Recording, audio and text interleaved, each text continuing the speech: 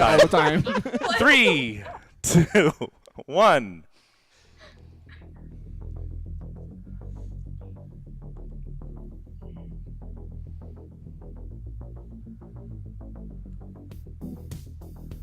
Untap. Welcome back to MTGYou, the Magic the Gathering podcast for you. I'm James. Today is Tom Sawyer. I'm Rich. I'm also going to need that guy's eye. No, it's important. I'm Damon. Pyromancing with the best of them. I'm Blades. I am Groot. Actually, I'm Tifa. All right. Welcome back to, it's Thursday, the 21st of August, 2014, and we're coming to you live from Studio U and someplace in Washington. Seattle. Thanks for joining us. This is episode 48. Come on. You can do it. I know you can. Upkeep. Sweet. Okay, there we go. And that part all gets edited out in post when we go to the podcast, so this is the beautiful thing. So today we are so fortunate to have Tifa Robles. Did I say that right? Yes. Okay, good. We have Tifa Robles with us. She is the Founder. Thank you for that word. Founder of the Lady Planeswalkers Society, former employee of WOTC, current employee of where did you say you're working now? Microsoft. Yeah, wife of Mike Robles. Boy, you have so many titles. Gamer. What else? Yep. Any other swing- childhood titles we should know Writer about? too, right? Writer? Oh yeah. Yeah. That's most of them. I'm a karaoke singer. And a swing dancer. Am I right? Yes. Man, you have most of my talents down. Nice. You're like, I better go delete all those, those videos on YouTube now. Anyway, so we are so. Oh yeah, I didn't ever notice that down So there. also, Oh, that's okay. you do Mike and Tifa video. YouTube channel. Yeah. Video time is that what it is? Yeah. That's pretty cool. YouTube Very cool. channels. You could go check it out. So we're really pleased to have you here with us, and you're going to be spending some time with us through our main phase so that we can get some time to talk with you. But first, we're going to go into the news. Yeah, absolutely. What do we have going on this week? So one of the really exciting things is we got some brand new cards that were leaked through the new duel deck that gave us the mechanic for the Jeskai, which is really neat. There's a card Jeskai Elder. It's a blue and a 1 for a 1/2 creature human monk, and it has Prowess. And it says whenever you cast a non-creature spell, put a +1/+1 counter. It gets +1/+1 until the end of turn. And then whenever Jeskai Elder deals combat damage to a player, you may draw a card. If you do, discard a card. So, I mean, it's a looter. It gets bigger. These things are all pretty exciting. And in with the red, white, blue color spectrum, it seems like it'll be right at home. Mm-hmm. So that's pretty exciting. There's also a couple more cards that were spoiled as well, right, guys? Yeah, we have the tapped lands from back in Shards. They had the tri-lands that came into play tapped. They have printed one for now, all the wedge colors from what it looks like. They've only revealed 2, but I think we can pretty easily speculate that the rest are going to be printed as well. That seems like a safe assumption. Yeah. How do you feel about that? Is that underwhelming, overwhelming? What do you think? No, I think that's just about fine. It's definitely not underwhelming. I It's feel not perfectly overwhelming whelmed. by any means either. Yeah. Perfectly well. Yeah. You're gonna help with your color fixing, so Yeah. it'll help out in the draft too. I think it'll be important for the set. Yeah. Oh, absolutely. Tifa, how much do you keep up on news now that you're no longer employed with WOTC? So it's kind of funny because while I was there, I knew everything 9 months out, right? Right. And then I left and was like, I'm deliberately not going to pay attention until I can play competitively again. Mm-hmm. So I didn't look at all. And then I started playing competitively again and just never got back into the habit of looking. So Oh. I knew a little bit about what was coming up, but not specific cards or anything. Right. And I sort of knew enough where I'm like, yeah, I know I'm excited for the fall set, but I don't really care about the cards until it's close to pre-release time. Because things change so much, right? Yeah. Oh yeah. And I didn't really work with the cards that much either. It was more of just general branding, and I knew more about the story and that kind of stuff. Oh, okay. So you're familiar with what's coming up, but sort of. That's kind of cool. We're not going to ask any I'm also very questions. careful about what I say. Yeah, no, we don't want to get you in trouble. We We're not definitely trying to won't lock ask in anything. No, we're not going to even touch that. But it's just nice to know somebody knows something we don't. Well, and if so. you're saying you're excited for the fall set like that, we'll just take that around with it. If you're excited, then we can be excited too. That's so. right. What else? What else we have in the news? We have a new writer who started writing with our website, good old Peter, a.k.a. PopCulture. And so he put out his new article that's all just this crazy, wild speculation about, like, Phyrexians and Eldrazi, like, two of Magic's biggest bad guys, and, like, what if they were to, like, crash heads and fight against each other. And I don't know, it was just, like, very flavorful and a lot of fun. And that sounds awesome. Yeah, in the world of speculation, like, I mean, Yeah. why not just go all the way there, Yeah, you know? it definitely has room for the storyline of just the two big bad guys going at it, and I feel like he touched on a bunch of subjects that really could be explored, even if it's through an extended universe style. Yeah. And Yeah, I mean, if we ever absolutely. get into fanfic for Magic, I feel like we have some good material at this point. So. Yeah, so if you want to see that, there will be a link in the show notes, but you can always go to MTGYou.com to read his weekly article. That's PopCulture's Cube. Yep. His weekly column. My money's on the Phyrexians for sure. Yeah. Is it? Oh no, Eldrazi all the way. Eldrazi, yeah. Yeah. Phyrexians, in fact. Today we got some sad news. Yeah, Kaijudo got canceled. Yeah. Really? What's Kaijudo? That's another product produced by Wizards. It used to be the duels of the Duel Masters. Duel Masters. Masters. That's what it was, yeah. Yeah, I guess the next set, Vortex, is going to be the last paper product that they do, but they may continue on digitally. It does. It they're- doesn't really surprise me, but it's sort of too bad. Yeah, I mean, like, Jerry T was really good with Kaijudo, and I feel like he did some things to grow the community. I've played not a big pile of Kaijudo, but a small pile of Kaijudo, and I always had a lot of fun. I feel like there was a lot of room in that game to make interesting decisions while the basic rules were simple, which I think is the hallmark of a good game, right? Like, it's easy to learn how to play, but, like, difficult to really master. Right. And that's actually how we met Rich for the first time and didn't even know it. My kids, both my daughter and my son, played Kaijudo against him, and then months later, I was looking through pictures, and I see a picture of Rich playing my kids at Kaijudo, and I'm like, holy cow, I didn't even know I met you. So that was funny. Yeah. It was for, like, Kaijudo Day or something. wasn't it? Exactly. Yeah. That was fun. And, yeah, is that anything else in the news you guys can think of? I don't think so. I mean, PAX is what, this weekend or is it next weekend? And don't we actually have something, a product coming out tomorrow?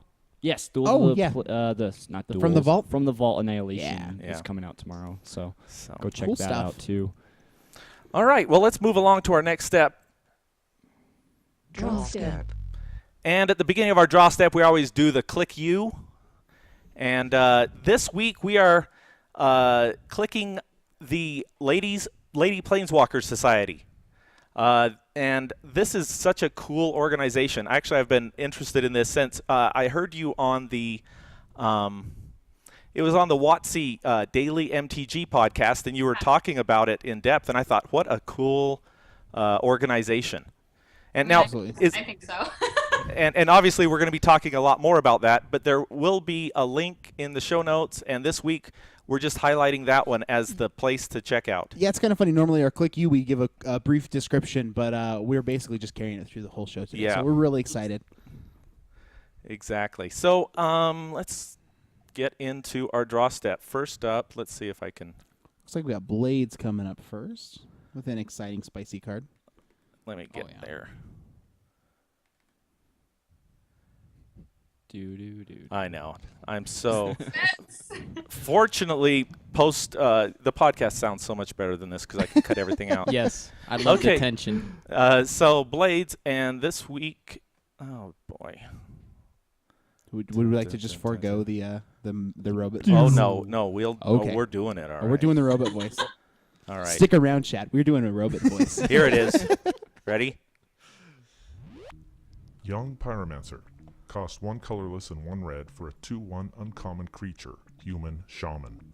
Ability text: whenever you cast an instant or sorcery spell, put a 1/1 red elemental creature token on the battlefield.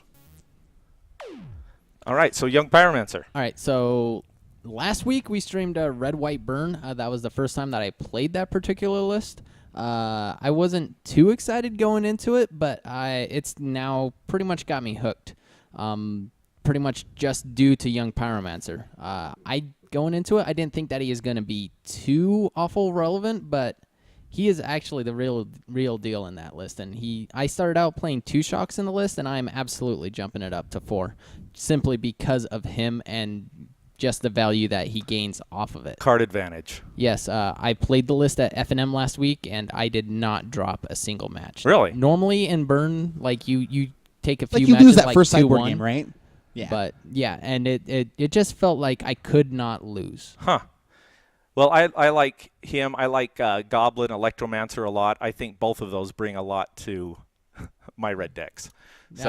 Yes, and there's a reason why I stay away from the Electromancer. So if you ever have the chance to meet Cynthia Shepard, you should ask her about this art because it's fascinating Really? how in-depth she got. Yeah.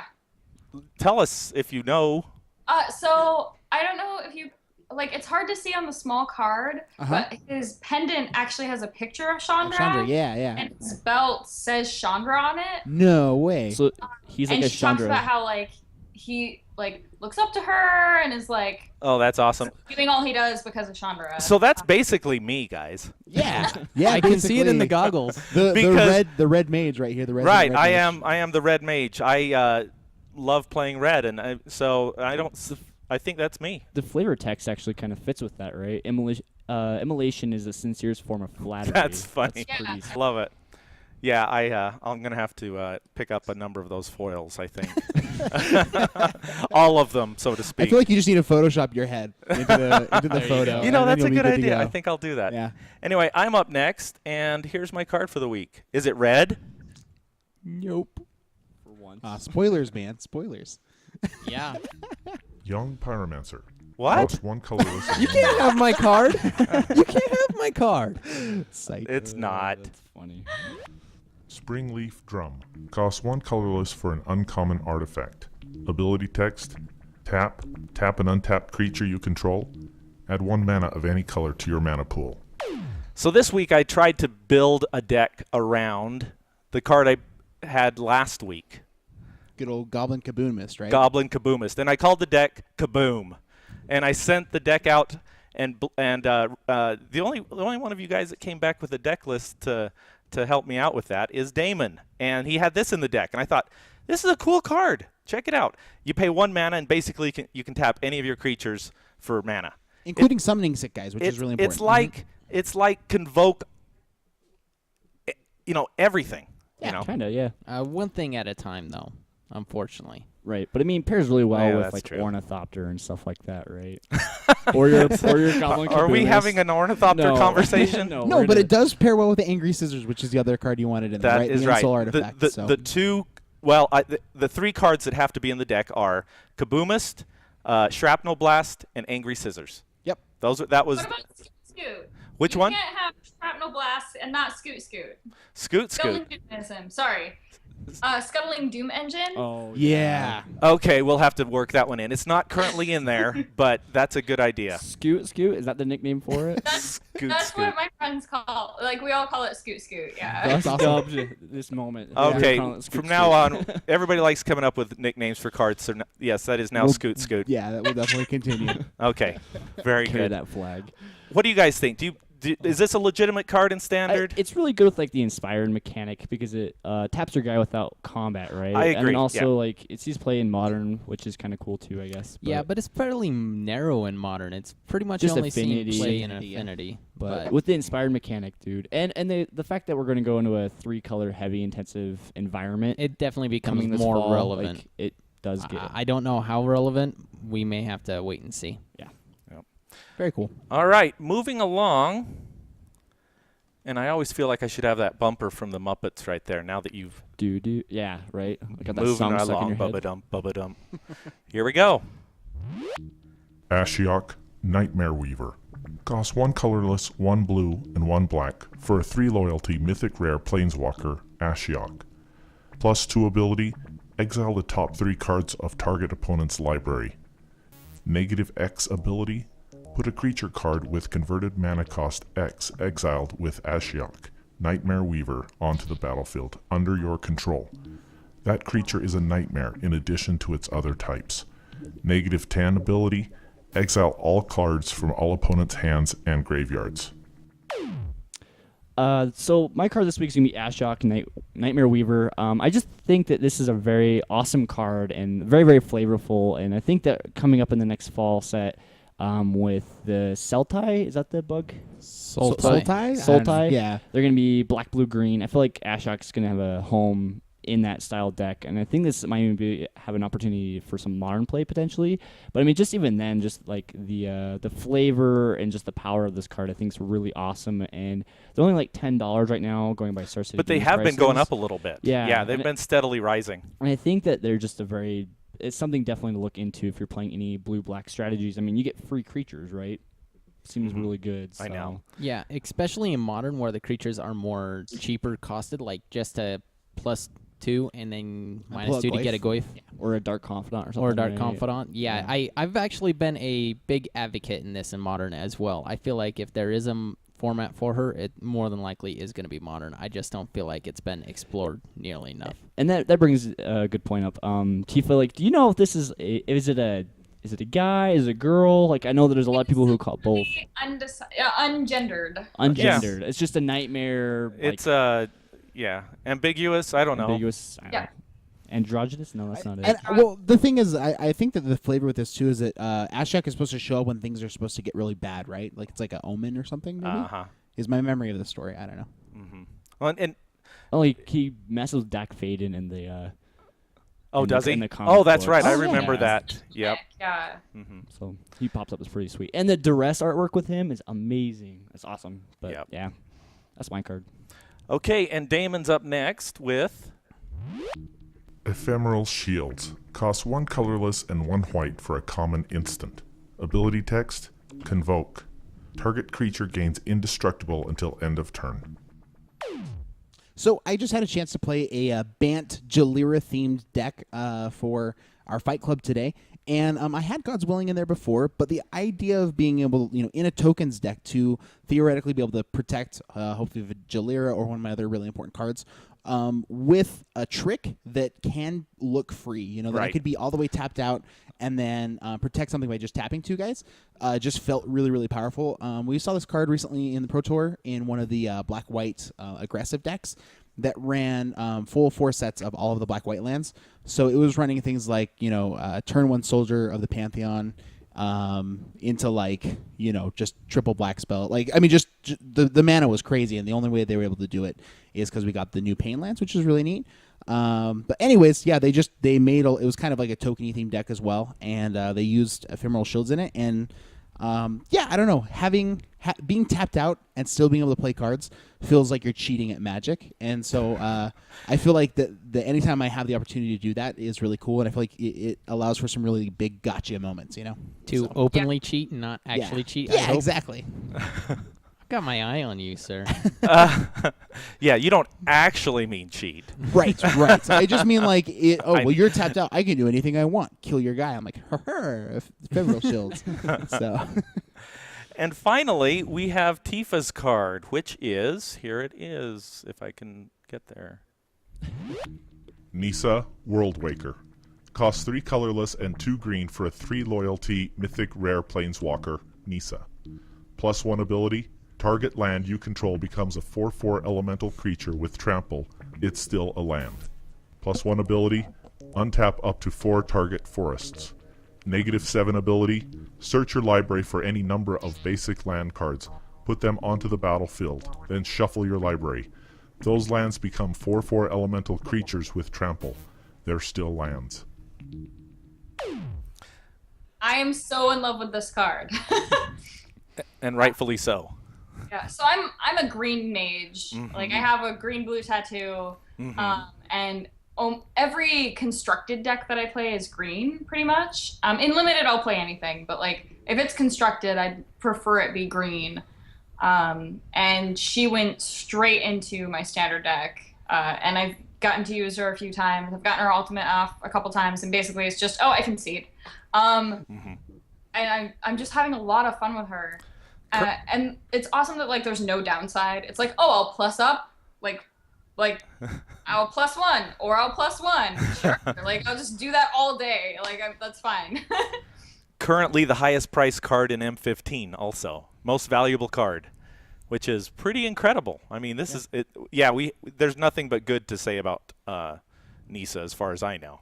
Yeah. Trying to get a hold of some foils of her. I like foiling out my decks. Yeah, but- good luck with that. That's intense. I heard speculation that you helped create this card a little bit. Can you shine a I little did bit? actually. Oh, yeah? So I was on a mini development team for M15 where I helped with the Planeswalkers. Oh, sweet. Yeah. Awesome. Super exciting. Isn't the artwork? What's the band from? Isn't she like the model that did the artwork for it? Isn't she from Africa and she's some band? Or am I just? I don't know. That was I a don't thing. know, I'm fascinated. Like Somebody was telling me the other day. I can't think that- of the singer, but like the artist that drew the picture actually had a lot of inspiration from an album artwork. Yeah. I can't Okay, remember gotcha. which one it was, but I do remember that being a thing. I'm about to find that out for next Really? week or something. Yeah. I heard about that and I thought it was pretty sweet. So Now, the original Nissa, was she from Zendikar? Yes. That's why we have the Zendikar things in the background there, too. So The that's pretty hedrons. cool. The hedrons? Polyhedrons? Or just hedrons? Just the hadrons. Hadrons. I don't Okay. know. Either one. Okay. Well, Tomato, right?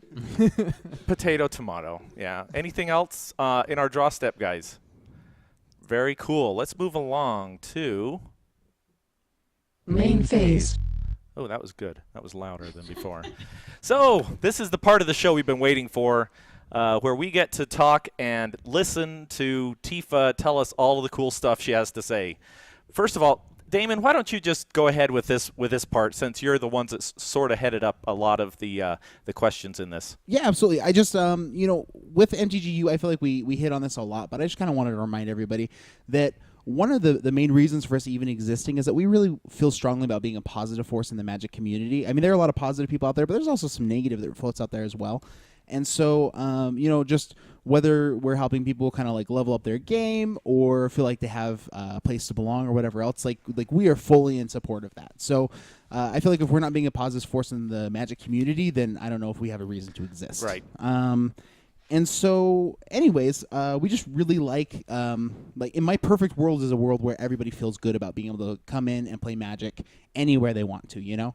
And when people are sort of put on the side or marginalized in any way, like that's not good for anybody, because if it can happen to one group or one subset, like that could happen again to you. Like if you want to look at it in the most selfish terms, like as long as we're putting people on the outside, like it doesn't take long for you to become the outside as well. And so wouldn't it be nice if we lived in a world where we were just generally inclusive? So that's one of the reasons why I was so excited to be able to bring Tifa on the show, because we believe that she's one of those positive forces in the Magic community.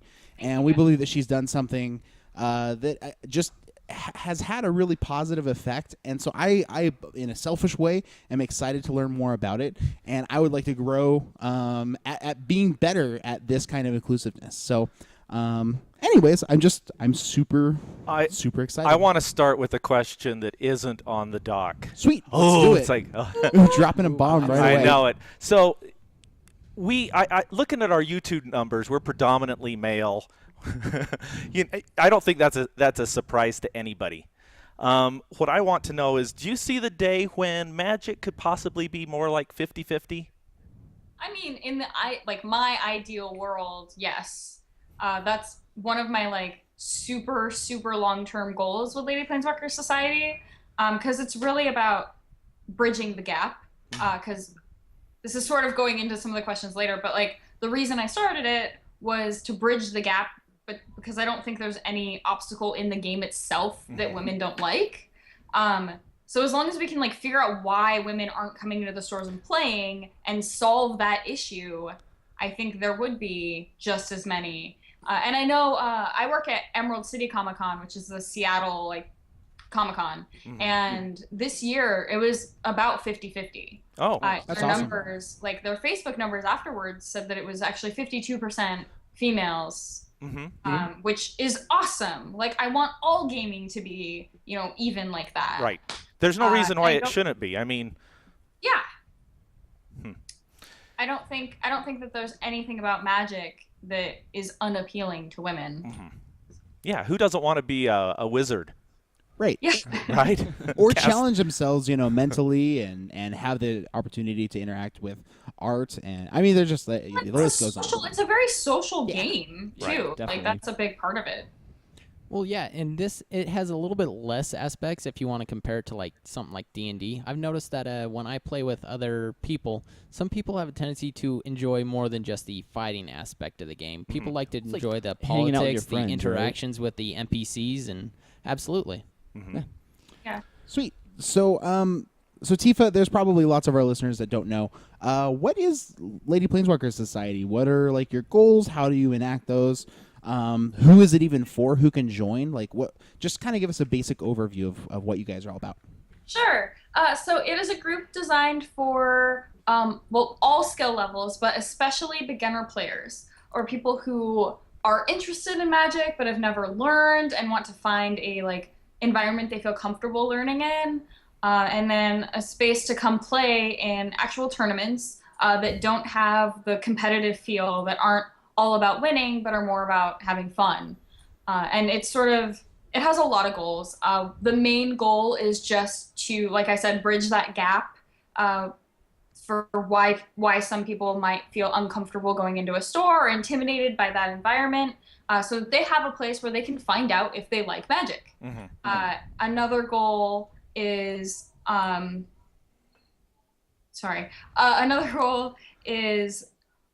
just to have like a friendly, safe space where people can then hone their skills, so that if they are interested in going into the next step, like FNMs or even pre-releases or PTQs eventually, this is sort of just that stepping stone for them to where they can actually practice and come every week. And then of course, meeting new people. I've had a lot of people that have joined our group after moving here. They'll move here, they're like, I don't really know anybody. I've played Magic a couple times, or some people that had never played Magic, and they're like, yeah, but I like the sound of your group. They swing by, they see us having fun, they're like, I could see myself fitting in there, and then it ends up being their friend group, and that's a big part of it too. That's probably the priority of goals too. Is those three are really the top ones. And one thing we do is we go to a lot of conventions and teach people too. So there's a big learning component. Part of it, because I don't think Magic's easy to learn. Right. So we wanted to help make it easier. Yeah. And it's pretty intimidating to come into a new environment, and that's pretty awesome to have a safe place to kind of, I guess, walk them through how the mechanics of the game or even the social interactions, right? To be able to kind of help them feel comfortable in this new environment that's Magic, or even like you said, locally.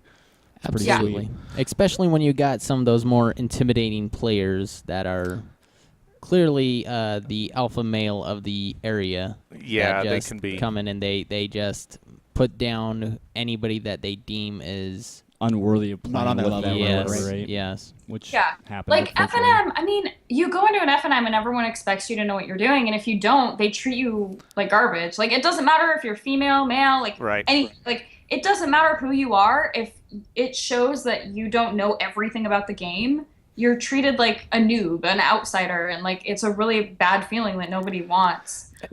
And that's something that we push heavily on our podcast, is to encourage our listeners, if they go to FNM, to be the person that they want, that that they wish was there when they learned how to play. Right. It's not Friday Night Magic; it's Fun Night Magic. That's right. So who can join the Lady Planeswalkers Society? That's a really important question. So everybody. There's no limitations. One misconception a lot of times with my group is that men aren't allowed, and they're like, oh, you're sexist and you're excluding people and you're part of the problem. It's no. Anybody can come learn. Anybody can come play.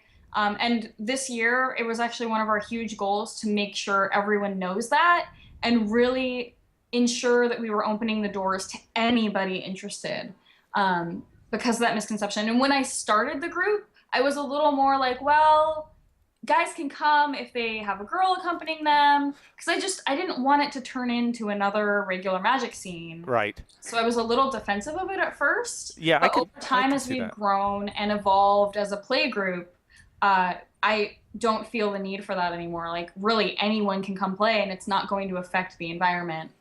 As long as you don't say something. How many people do you normally have show up? Usually between like 25 and 30.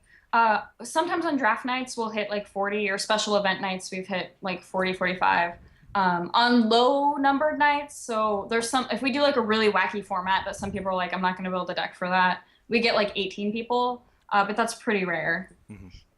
And when it started, my first event ever only had 8 people. And it was within like, it was only like 3 months before we were hitting like 20. And it's just continued to grow and have an evolving sort of regular crowd that's always there. So. That's awesome. It's really neat that you guys have a place that's safe for anybody to come in and play Magic. And to kind of go back and visit one of the points you're making just a little while ago, I heard you say that, that people can be disrespected, mistreated, that you can have some really negative experiences going to a regular F&M. So, I mean, is that part of what inspired you to create Lady Planeswalkers Society? What were some of maybe your experiences that led you on a personal level to want to do this? So I'd say that there are, I guess, 3 things that really led me down that path. The main one was actually, there were friends of mine who saw like the influence Magic had on my life as like a positive thing, and they were interested in learning and admitted to me like they didn't want to learn from their boyfriends. They didn't want to go into the card shop. Like they just wanted me to teach them. So that was like my number one thing, was like, oh, maybe there's a bigger need besides just my friend group for this. The number 2 reason was I did have some really horrible experiences in competitive play. I jumped into competitive play right away. Like I was at a GP within 2 months, a PTQ within maybe like 4 months, like started drafting at FNM 3 weeks after learning. Like I jumped right into it and really like I didn't know anything about it. So I wasn't expecting people to treat me weird for not knowing how to play. And like stumbled into some people, like both on the side of like people that would just like creep on me and like hit on me and say really inappropriate things on that side, and then people that would just act like I wasn't even a real person, either because I was a woman or didn't know how to play Magic. Like to the point where like there were people I'd be like, hey, what's up? And they would not look me in the eyes and walk right past me. And it's like, okay. So like all across that spectrum, I got all sorts of comments.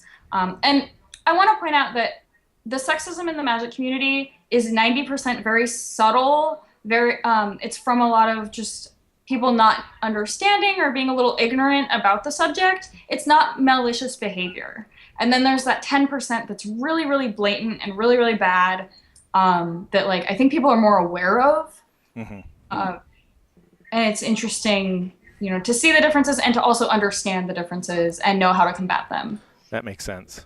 Yeah, because there's some 3. What's that? And then number 3 reason is I'm a feminist, so I always look for ways that I can just spread the awareness of the problems in our society.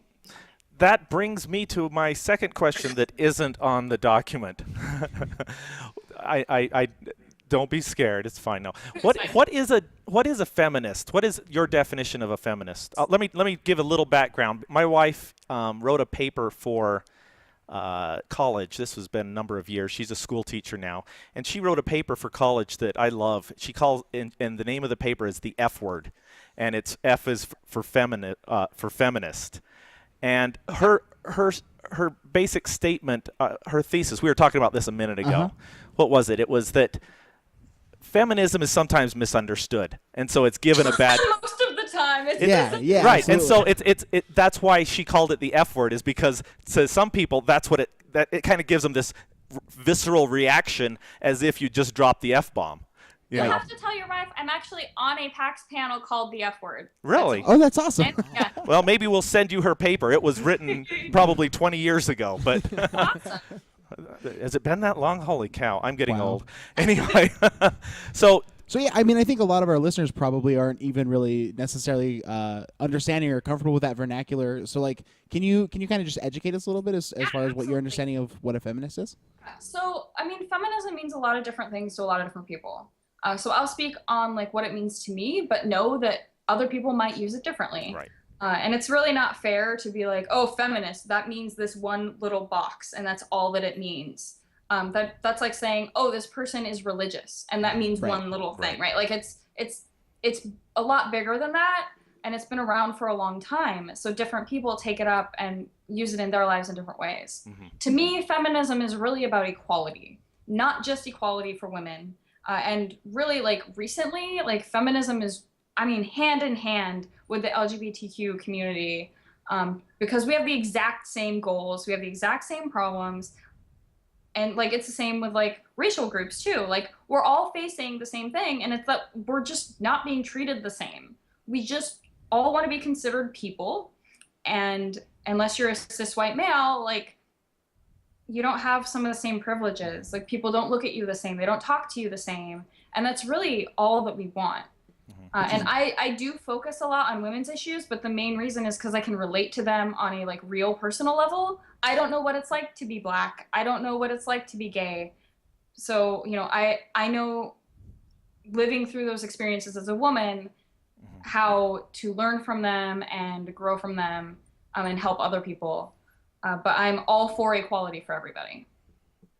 That's awesome. I think that that's a lot less scary, I guess, than what a lot of people, you know, they hear that. And I think, especially guys who, you know, there are people, I think, within the Magic community that, for whatever reason, are maybe a little bit insecure about their hobby or whatever else, you know. And so then they're like, you know, this is my safe place, and they hear something that sounds exclusive, and they're like, I'm being attacked, or I'm being repressed somehow. And it's like no, this is for everybody to just be treated on an equal way, and that's really positive. And, like, I don't want to attack people and what they're doing. I just want to know that I can go into this public space and feel comfortable. Right. Absolutely. Very good. So you say you have a background as a feminist. Tell us just a little bit more, like tell us, like, who is Tifa? Tell us, like, just your general, like, your background.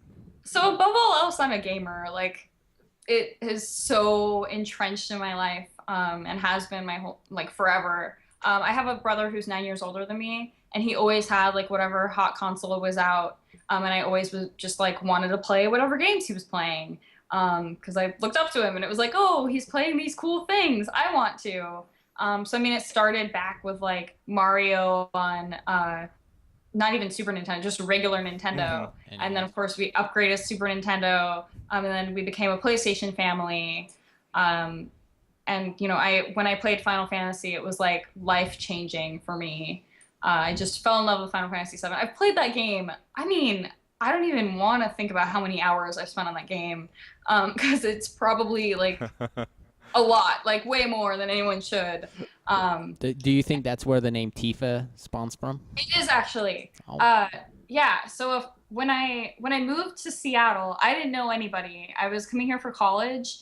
And, like, the first person I met that I became friends with, he's like, well, there's already a Jenny in the group, because I used to go by Jenny. Right. That's my name. And he's like, so we have to find a new name for you. And he knew that, like, I was, like, a diehard Final Fantasy VII fan. And at the time I had super long, like, dark brown hair. And he was like, and you look just like her, and you act kind of like her. He's like, yeah, you're Tifa. And I was like, maybe I can live with this.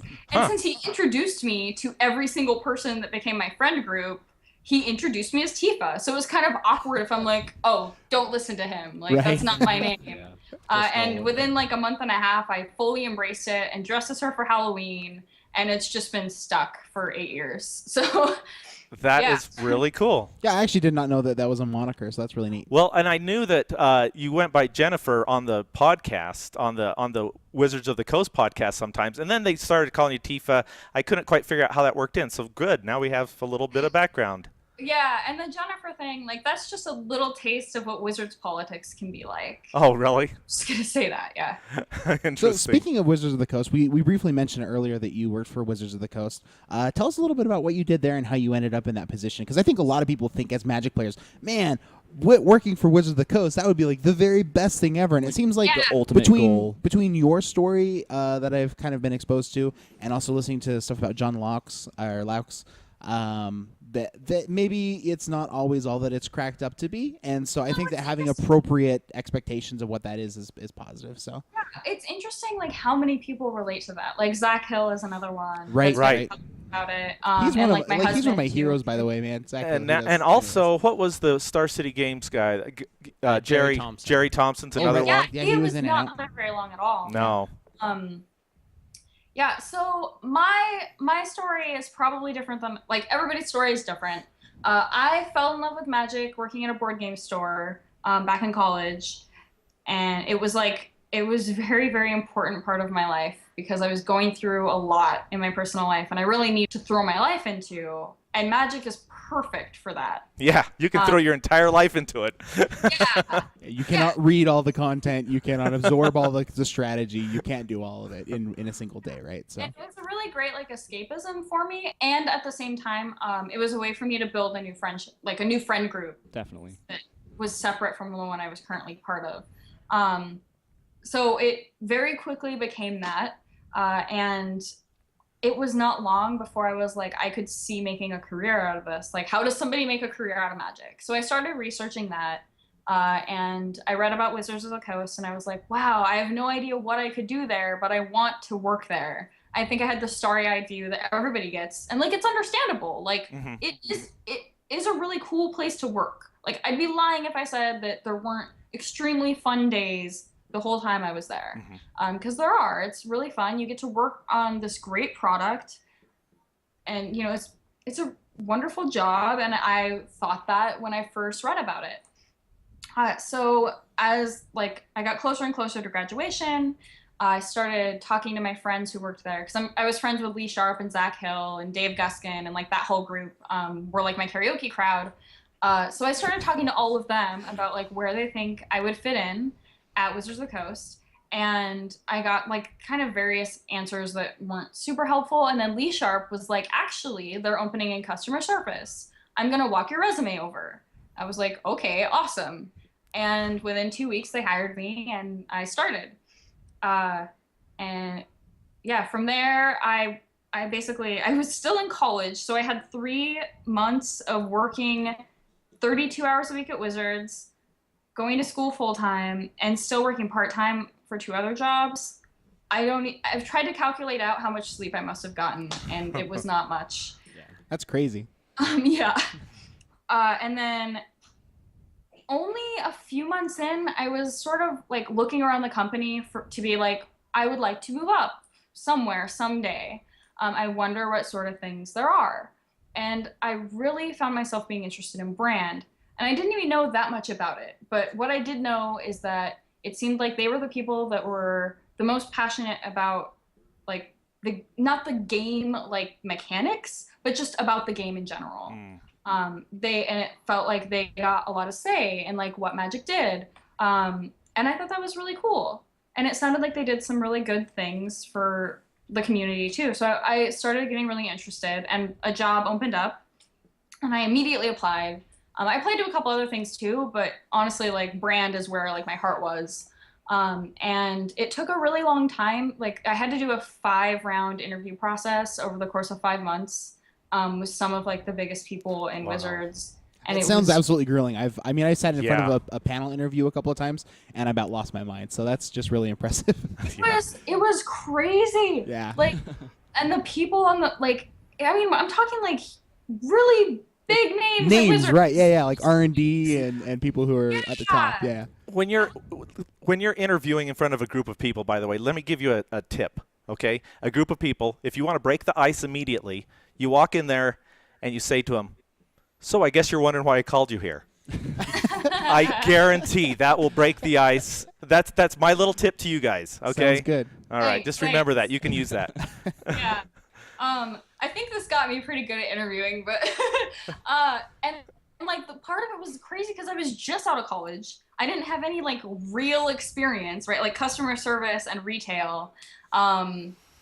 And luckily, like my first interview was with Mark Purvis, and he just believed in me right away. So he sort of like helped me trailblaze through all these panel interviews. And I know that I was going up against like a pro player the whole time. And I got through all the way. And like Elaine Chase was like one of the last interviews. She's like, there's no way I'm going to hire this girl right out of college. Like, there's no way.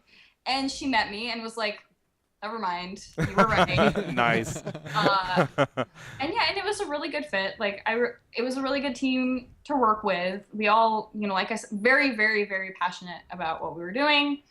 And and they liked Lady Planeswalkers, but it was still a baby at the time. Like, I had just started it. So like, I don't think they understood like how ambitious I was about that. So did you start Lady Planeswalkers before or after you started at Wizards? I actually started it around the same time. Okay. But sort of pretty much unrelated. Right. Right. Like, it wasn't like anybody at Wizards was like, hey, do this. I, in fact, had to get permission to do it while working there. And they were like, they gave me like, you can't do this, this, or this, but like, we'll let you run this group. And that's actually how the brand team, they knew me before I applied. Right. And I think that was a big step in getting in, like even getting the interview, is because they'd heard of Lady Planeswalkers and had allowed me to do it.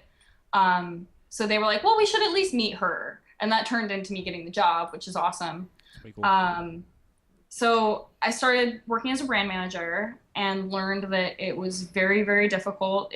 The politics were very hard. I think it was even harder for a young girl because, you know, they're like, why should I pay attention to somebody who's been playing Magic 20 years less than I have and like who doesn't have any experience and just got out of college? Like, there's no reason to listen to that person, and I get that, but it was really hard because they were Because your job is to like make suggestions and to be sort of listened to and guide some things, right?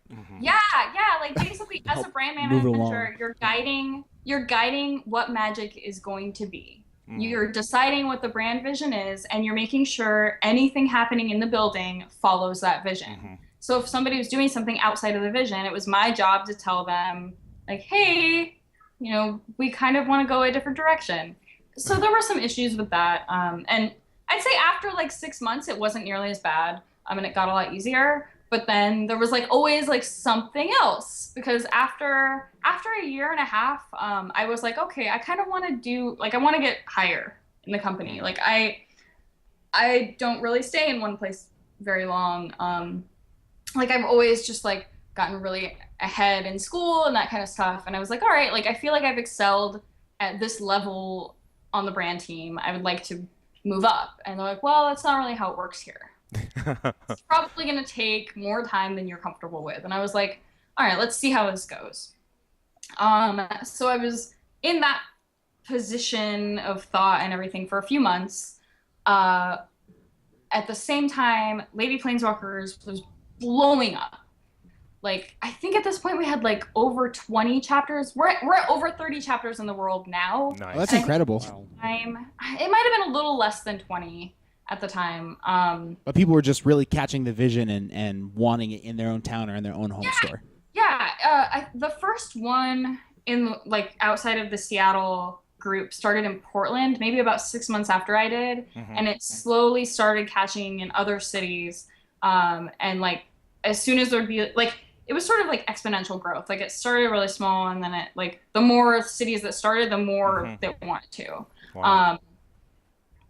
So at that time, it was like, it was getting really, really big. I was constantly being contacted to do podcasts, to be on interviews, like all these to like write. Like, there were sites that wanted me to write for them. And I had every single one. I had to go to PR and explain what it was. And most of the time they'd say no. There were occasional ones they'd be like, it's fine. Like they didn't think Lady Planeswalkers was big enough for it to like catch on. So they were like, it's okay. Like, you can do these couple of small interviews and it's not a big deal. But the bigger the names got, they were like, okay, hold on. What? Like, Geek and Sundry's interested? Like, what are you talking about? So it got to the point where they were like... Did I hear at some point also like National Geographic too? Yes, National Geographic. Yeah, and I'm sorry. really sad Yeah. because I think I kind of... Because I was at Wizards at the time, I had to tell them... I had to like be like, I don't know if I can do this. And I think I sort of like lost that connection, which is kind of a bummer. But like, there's always the future. Right. And I can actually explore things like that. But like, they gave me the ultimatum. They were like, it's clear that this isn't like going to stay quiet. It's clear that this is going to take up a large chunk of your life and that you have to be like dedicated to this. And they didn't think that I could like, they weren't comfortable with the brand manager of Magic being that same person. And juggling both aspects of that. Yeah, and I mean, they never told me an exact reason of like how it was a conflict of interest. I have some guesses, but that's not important. Well, like, basically, like, they want you more, and you wanted more. So they just were like, it sounded like you wanted to move up a little bit, and they're just like, well, no, you're spending too much time doing this other thing. It sounds like it. And like, I mean, so it's just sort of a weird, like, as LPS got bigger, my job stayed the same. And when they were like, you have to make a choice, I struggled with myself for 2 months. Like, am I really going to quit my job for something that doesn't make me money? And in the end, I did. And it was not easy. And like, it's nothing personal. Like, I always try to make sure like nobody thinks I have anything against anyone at Wizards, because it wasn't one person. It's just the way that they handle public relations. It's the way that they handle their policies, that they're very, very strict with their employees. And for some people, that's not going to work. Like, if you have any desire to be a face of Magic, you probably don't want to actually work there. Interesting. Like, go do coverage or something. That's unless not you're like Aaron, building. or unless you're like Morrow. Right, but you have to But I mean, think, like he's like the guy who's supposed to be the face, you know? right. Well, and think about it. How long has Morrow been there? Right. Yeah. Right, Tempest, right? Somebody can't come into the building and suddenly be Morrow. Like, that's Right. not how it works, and that's never how it's gonna work. Right. And it's kind of like, I'm personally sad about that, because I think it would be awesome for there to be like more faces of Magic from within Wizards, and I would have loved to be one of them. But yeah, here I am. And I'm actually much happier now. And like, it's one of those things where like, I didn't realize how stressful the job was and how I wasn't fulfilled until I left. And then it was like this sudden gust of freedom. And like, I could breathe, and I still feel that way. Like, I still am like, wow, I'm so much happier now. Do you that think I'm not in that box. Do you think it comes down from Hasbro, or do you think that's part of company or the culture of WOTC, or where do you think that comes from? So a lot of people think it's Hasbro. I lean towards it being Hasbro, but part of me is worried that like, even if it was separated from Hasbro, they've functioned like that for so long now. They'd be stuck in that the way. I don't know. And like, it might change if they weren't under Hasbro, but I think it originated from Hasbro, right? Oh, But I don't know if it's Hasbro carrying that torch still. I see. Because I always visualized WOTC as being this small company that just incidentally is owned by Hasbro, but I think it's obvious that it's a little bit more than that. Yeah, it's hard to tell. Like, even from being inside, it's really hard to tell exactly where those strings are being pulled. Right. So. Okay. Awesome. Anyway. So here's some of the real meat and potatoes that I was excited to get into. Again, we mentioned before that a lot of our listenership, mostly guys, and I think that, and you also mentioned before that you said that 90% you felt like of the sexism that you encounter is kind of the subtle or potentially even accidental kind of sexism, or something that just like is part of the culture that people accept, and only 10% of it is particularly malicious. And so I was just kind of curious, like, what are some ways that you feel like we could become better gentlemen planeswalkers, that we could be Be more aware. Yeah, be right? more aware, or some common pitfalls maybe that we would run into, so that we don't say things that really put people on the outside. I mean, I understand that that's kind of like asking how to have good manners. Yeah. But a big part of it is what you about, like, is the thing about to come out of your mouth coming out because I'm a woman. And like, if you legitimately are like, not at all, then you're probably fine. And like, sometimes it's hard to tell. Like, I'll admit there have been times where I'm like, I don't know if this person's being sexist or if they're like this with everybody. For example, like if they're like, oh, by the way, this card does this. And like, even on like my own cards, and it's like, I know how my cards work, thanks. I can read. Like, that's a really common one that happens. And like, I don't think people do that to everyone they play. And like, it might be like totally, like they're just assuming, and not in a like, oh, well, she obviously doesn't know how to play, but just to like, oh, I don't see girls a lot. Maybe she hasn't been here before. Like, maybe she doesn't know how to play. I'll just be nice and polite and like make sure she knows what she's doing. And it's like, that's actually really, really offensive. Like, assuming that you're not competent. Yeah. Well, I think When it's framed that way, Yeah, that is I pretty rude. think that happens with anybody going into a newer game store. Like even me, for instance. Like if I go into a game store for the first time and I just start sitting down and slinging cardboard, there are going to be people who are more than likely thinking, "Oh, look at this new player! Like I'm totally going to wreck him." And I think that is probably more of a stereotype towards women. But I think that as a whole, like people guys get are like that that. as a People whole. who are like that. Yeah, already, people who but- already have a high self-esteem and ego about themselves are more likely to have that opinion. Yeah. Yeah, and it seems to happen to me sort of wherever I go, unless people know who unless people have heard of me or something. That's when you bust out your Wizards of the, employee badge, right? When they are like, can you read that? Like, I used to go spell slinging, and it was very rare that I'd find sexism from that perspective. Right. And even then, sometimes like somebody would walk by and not realize what was happening, and be like, "Wait, did I just see you lose to a girl?" And it's like, you just saw him lose to a Wizards employee. Like, Right. think about what you just said.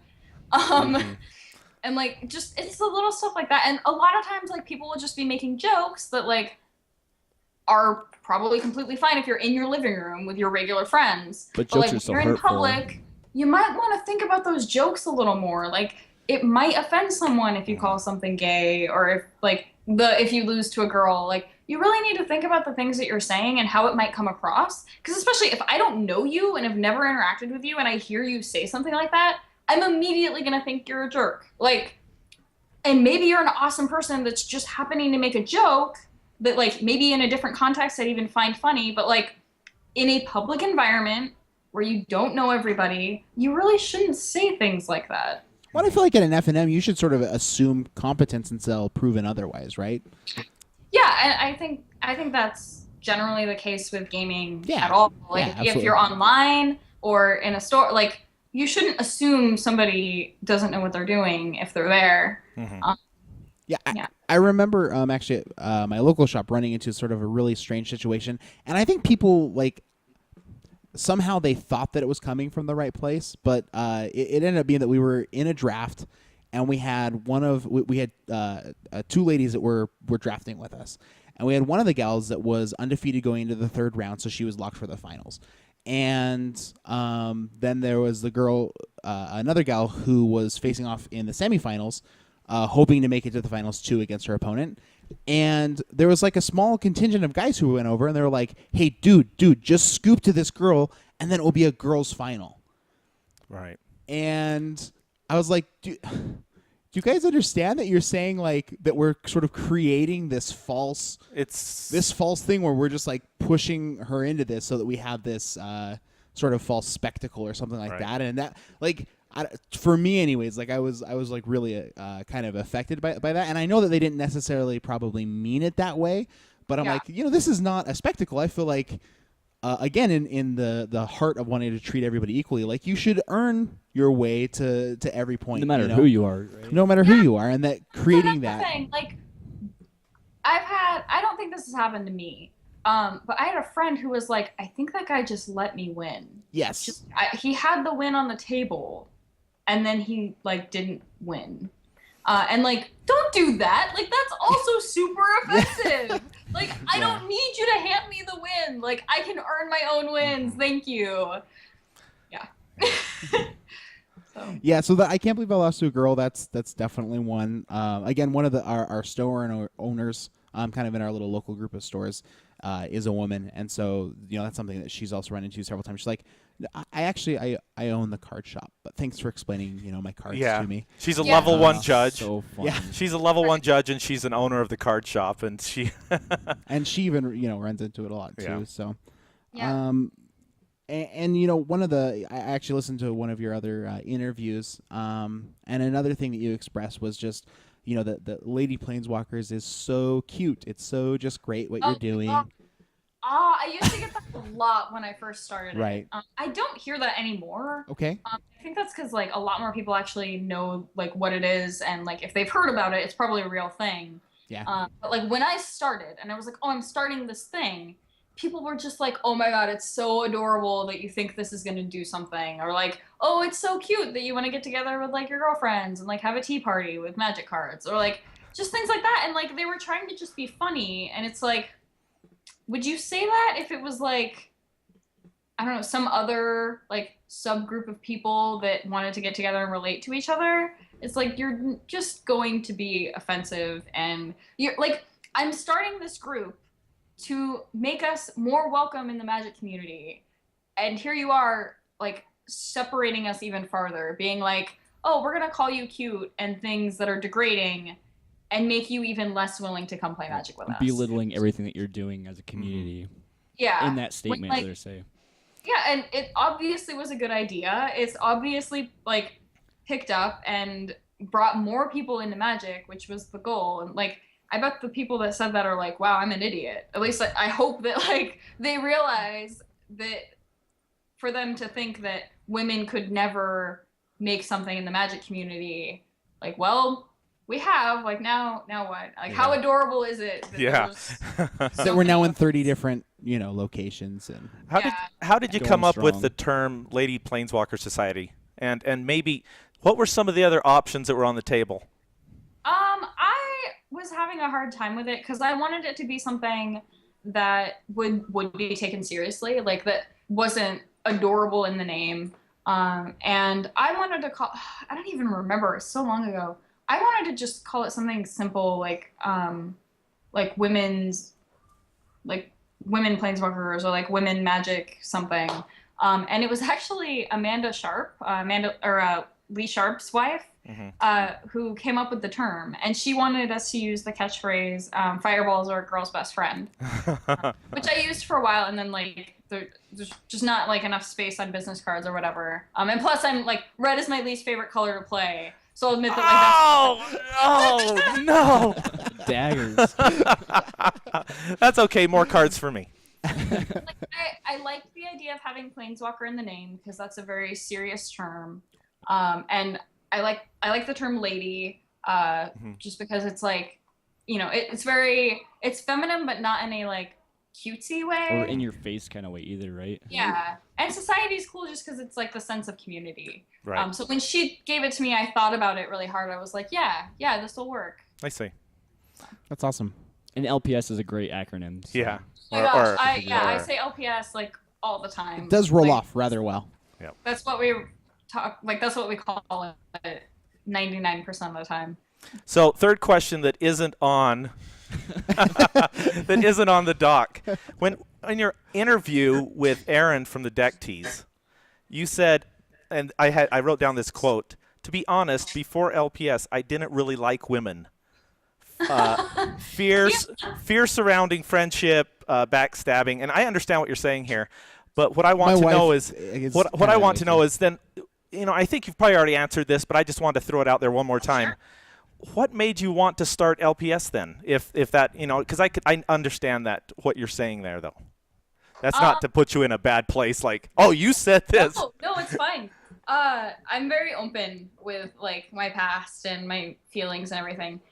So the reason I hoped that if I started this, like I would be making a difference in the world, and in addition, maybe I would find some girls who I could relate to on like a real level and find some like real personal connections with. Because I hadn't really had any luck with that before. Like I don't know like what it is, but like I just never was able to find those kind of connections that were like life lasting, except for like my one best friend. And even that was like in college. Like before college, like I had no luck at all. I hung out with a bunch of dudes and played Halo. Like, but like I hoped, and I actually, this was the part I was worried I'd fall on my face for. Like I hoped I would find friends that were my same gender, and I was worried that like maybe there's something about me that girls don't like and will never like, and like maybe it'll fail because people just don't like me. But luckily, I found it the exact opposite, and now I have tons and tons of very, very good friends that I've met through this group that I see like on more than a weekly basis, including like, well, my long-term best friend is part of the group as well, and like she's living with me now. Like that's how like much this has affected me. And multiple people in my wedding party were people that I met at LPS. Like, yeah, it ended up being like that, a very personal impact as well as the larger impact on the community. That is actually I love that. That's a very thoughtful response. And I totally understand, because the three guys that are sitting here, I didn't know until I started playing Magic, and they've quickly become three of my best friends. Yeah. And because whoa. I know, well, okay, two of my Not this best guy. friends. Just not this guy. Some of us have standards, good sir. But I totally relate to that, because it is hard to find good friends, but we talk almost every single day now. I mean, we're talking every day. There's something that we're exchanging, and it's just a fun thing to be able to share something. Just do life with people, right? Right. In a way that's real and meaningful and genuine. Right. Well, and it's nice to have something that, like, in the first conversations before you know a person, to have that thing you can latch onto and relate to. Like, oh, I don't know what to talk to them about Magic cards. Like, here we go. It's super easy. And, like, I'm kind of an awkward person. Yeah. Like, I don't know if people realize that about me, because I'm really outgoing. But, You're- I was agreeing with you, not because I think you're an awkward person, but because I relate to that. Okay, No. okay, guys. Absolutely, I do too. Some of my best friends actually, like, the biggest thing that we have in common is Magic cards, and we talk about very little outside of Magic cards, and it's just a good, firm base ground to start from. Right. And, like, I find myself in situations where I'm like, man, I just said something super awkward. I hope nobody noticed. Or, like, I'll be standing there, I'm like, I don't know what to say. And then I'll, like, run into a table, and I'm like, yep, that helped. And, like, but at LPS, like, I don't think about that. I think, like, if somebody new comes, which, like, every week we get new people, which is awesome. That's awesome. But, like, all I focus on is, like, I want to make sure they're having a good time. And I think because of that, like, I'm very welcoming and friendly, and, like, they're comfortable talking to me, and I've gotten a lot of friendships out of that. That's way cool. That's awesome. That is way cool. Is awesome. So one of the last things that I kind of wanted to cover, because I think it's a real issue, you know, a lot of, like we were just talking about, a lot of friendships, a lot of relationships in general is sort of based on mutual interest, right? And so I will present a hypothetical situation. This is a hypothetical. Situation. Damon actually came up with this, and we laughed about it. So say I'm at a PTQ, right? And I'm going up, it's round 3, and I'm checking the pairings board, and I see... I know this story. I read it. Sorry. Yeah, no, that's fine. So say I'm reading the pairings board, and I'm thinking, my next round opponent has the last name of Kim. You know, in 2nd grade, my best friend was Josh Kim. And he was Korean. This guy's probably Korean too. Oh my gosh, I don't have a best friend right now. I really want a best friend so bad. So I excitedly go over to my Magic table, and boom, I was super right. I have a really great hit rate with Koreans. Like, we are friends, I mean, a good percentage of the time. So I'm super excited. And we sit down and we're shuffling up, and I'm like, you know, kind of just nervously. So you play Magic, huh? And he kind of just looks up at me. So Kim, so you're Korean then? And he kind of just looks at me, you know, again, a little awkwardly. So do you have any best friends right now? Because, I mean, in 2nd grade, my best friend was Korean. I mean,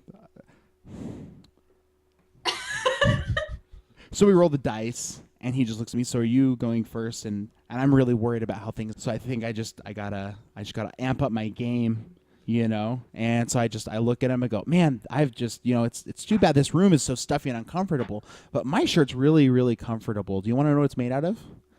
Best friend material. And at that point, he just goes, Judge, this guy's creeping me out. And I'm all hurt and wounded because all I was looking for was a best friend. And here was a perfectly good guy who maybe did or didn't have a very best friend in the world. And that's all that I'm after. And this person's just being closed-minded for not wanting to be my best friend. And I think that sometimes that's Super how weird. we end up treating as single guys when we see girls who come and play Magic. Oh yeah. That we're That's, interested like, in them, not based on that they're a Magic opponent.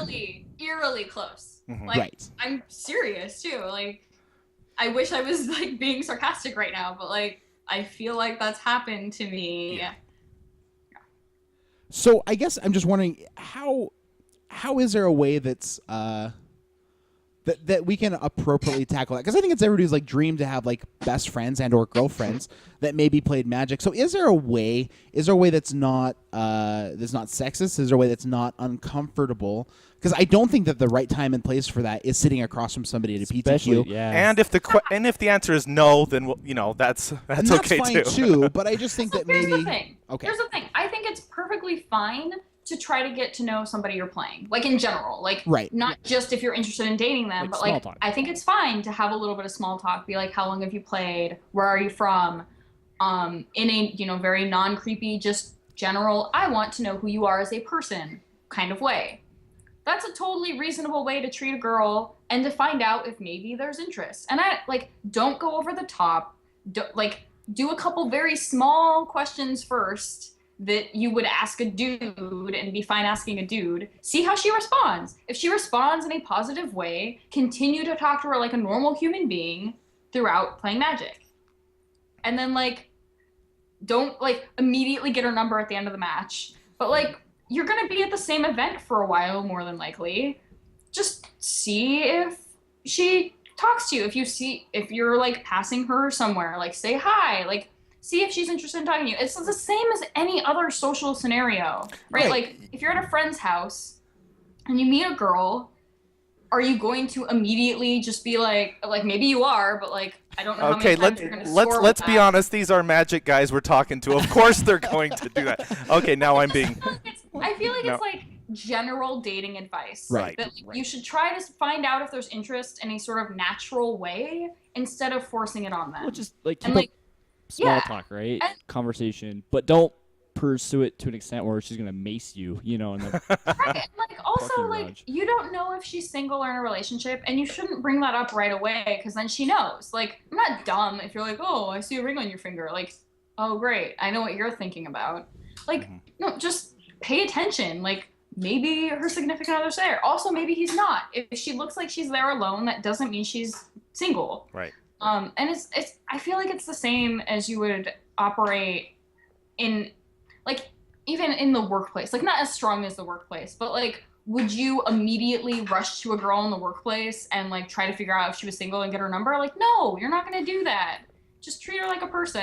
And I think the difference between a Magic event and a workplace is in Magic you're thinking, man, I may never see her again. Where in the workplace you're oh, she'll be here tomorrow, don't worry about it. Right. So, Well, but and, but it but is different. but that's the point though too, is that just because they may not be there again doesn't mean you need to rush into it and just say, Well, and in my imaginary scenario, I don't think I was going to be gaining a new best friend out of my obvious moves of desperation, right? Right, yeah. Because people are automatically drawn to that desperation, right? So first of all, it's not appealing, and secondly, it's not something she hasn't had already. If you're a girl that plays Magic, it happens to you all the time, and you're just gonna be another dude. Do you really just want to be another dude to this girl? No, you want to be something special. So try to get to know her. be normal. I'm giving a guide of how to get into Magic Girl's heart. But really it all comes down to the same thing I said earlier, which is just treat everybody like a person. right. That is the best advice. Well, treat other people how you'd like to be treated, right? right. And Right, that's yeah. a general rule of thumb. Unless you like to be treated like crap. Right. Then don't treat them that Then way. level up your game. Yeah. Then get a life. Yeah. I think it's a situation that comes up all the time.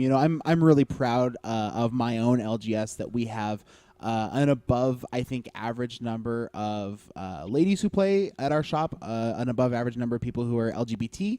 And then I have more. I'm just kidding. Yeah, I bet I'm you sure do. that you do, but That's awesome. we unfortunately don't actually have that. I don't think a Lady Maybe we'll have to Planeswalkers start a here in chapter. Utah, but I think it'd be worth starting. It's funny. I almost wanted to start one as soon as I heard about you guys. Probably close to a year ago, and I went, I don't know how much traction I can get with this because I'm a guy. So it's really good to know that it's open to everybody. That was one of my secret reasons for asking that question. So When I've had some guys start chapters that have Have been ya? successful too.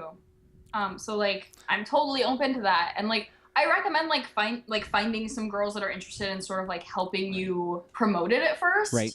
Just because of all the misconceptions and all people have all sorts of thoughts about things that aren't correct. It's show up to the first LPS and it's a bunch of guys in a Right. room. We should Ladies, Sounds really the creepy. We're here to be MTGYou Planeswalkers. the MTGYou fact. chapter of Lady Planeswalkers Society. That'd be sweet. Sorry, but we cut you off. What were you? Oh, I don't know. We were just all excited at the same time. Hey, I have a person in the chat room that wants to know what your favorite card is. So everyone's gonna laugh at me, but I have a pet card, and it's not a good card. Okay, that's fine. Garrick's Companion. It's a good card. It's a 3/2 It trample. costs 2 green. It's a 3/2 with trample. Let me see if I can find it here. I'll put it up on the screen. Let's see. That is a good. Actually, that one along with Shoot Timbermaw, is that his name? Timbermaw Larva. Timbermaw Larva back in World Yeah. Wake, like that speaks to some of my very beginning early Magic days, and just big green stompy deck with trolls and that would regenerate and So Timbermaw I want to Larva. point out, like, I'm a limited player. Like, Right. I'll do some constructed, but like, draft is where my heart is. And this card's great in draft. Yeah, Like, no, he's a house. Yeah. So yeah, and he was in. So I learned in yeah. M11. He's an awesome. He was in M11, and like he was just the first card that I was like, oh, this is kind of fun. Like, this is cool. It was like one of the first cards that I felt that way about. And it's sort of like that has defined my Magic playing style. Like, I am big. Like, I will mana ramp and cast creatures forever. Like, that is just how I play Magic. And he really fits into that. Huh. That's Great awesome. with giant growth. Yeah. So, Same. And he's kind of cute. yeah, absolutely. And he has a bird on his back. Yeah, I've had multiple people get me like stuffed Garrick's Companion. Oh, that's amazing. You can get those. Yeah. Well, You can sew them. Tally from Loading Ready Run. I don't know if you guys are Loading Ready Run. Oh fans, yeah. Mm-hmm. But my husband actually commissioned one with Tally, which is amazing, and it was the same exact birthday that my best friend made me one. Oh, and my husband is bringing. Oh, awesome. So your Oh, Garrett's look. companion had a companion. You the same That day. is such a great likeness. Look at Yeah, that. that's incredible. That is wonderful. I'm having a hard time centering him. Sorry. No, it's fine. It's all mirror imagey, right? Anyways. There we go. Oh, look at that. He looks like yeah, it's So super awesome. does Garrick's companion have a name other than companion? I call him Compy. Compy. Yeah, it works. Oh, okay. I like it. Yeah. So we really, really appreciate the time that you've given us today to help us become better gentlemen planeswalkers, to learn more about feminism, to learn about Lady Planeswalkers Society, and kind of just your personal journey. I guess I wanted to just take this last end part. We talked about some of these projects that you started a while ago, but we know that you're doing some current stuff. So is there anything else that you would kind of like to do to sort of just talk about yourself and the things that you're interested Plug in, yourself and and such. where people can find you, either Twitter or Sure. wherever else? Yeah. So I didn't get to talk about what I do now very much. Oh, yeah, I'm so sorry. Yeah, it's fine. I'll briefly touch on. I work at Xbox at Microsoft, Uh-huh. and I'm a games producer. So if you own either a 360 or an X1, and you turn on your system, all of the little like boxes that you see, Yeah. I get to decide what games show up there. Wow. Yeah. So it's really cool. It's really fun. It's there are weeks that are crazy, like E3 or during like big conventions. It is a nightmare. But I am having so much fun. There's a lot of freedom. I get to do whatever I want outside of work, which, is new to me and awesome. And is Yeah. your coming PAX involvement, is it more related to like the Microsoft stuff, Lady Planeswalkers Society? Like how are you showing up to that PAX event? So actually, I'm super excited. It's my first time having my own booth at PAX Prime. Oh, wow. I've worked at PAX every year since 2008 in some different capacity. And this time it's my first time with my own booth, which is incredibly exciting. And I had sort of a practice round at PAX East. So I don't know if you guys know about the diversity. It's like Roll for Diversity Lounge and Hub. And I know the founder, Ben Williams, and he asked me right away if it would be something I'd be interested in helping him with. So I had a booth at PAX East, which I didn't have a lot of staff for because it was in Boston and I don't know people over there. And I had very short notice too. Okay. but we had a booth, and I found it incredibly successful. So when it got approved for PAX Prime, and Ben asked me, I was like, I am absolutely interested. And this time, we're actually going to have a full staff. So we'll be teaching Magic all weekend long, which is great. And yeah, I'll be there all 4 days, teaching Magic and talking about LPS. And I'm on 3 different panels.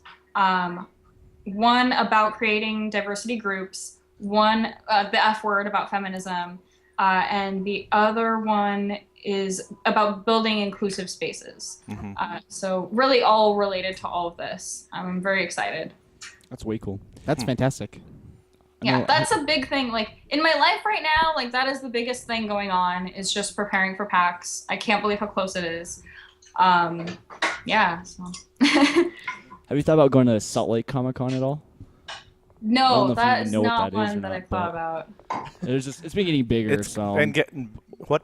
Yeah, what? I think we debuted at the number 4 or 5 spot in the nation for our first one. That was just last year. Yeah. So we're kind of like a blossoming market out here. Yeah, we're getting sued right now by San Diego, actually. But San Diego doesn't like the fact that we're putting up so much competition. Yeah. Yeah, I know. Like Seattle's like shot up really fast. Like we're number 3 now. Oh, that's incredible.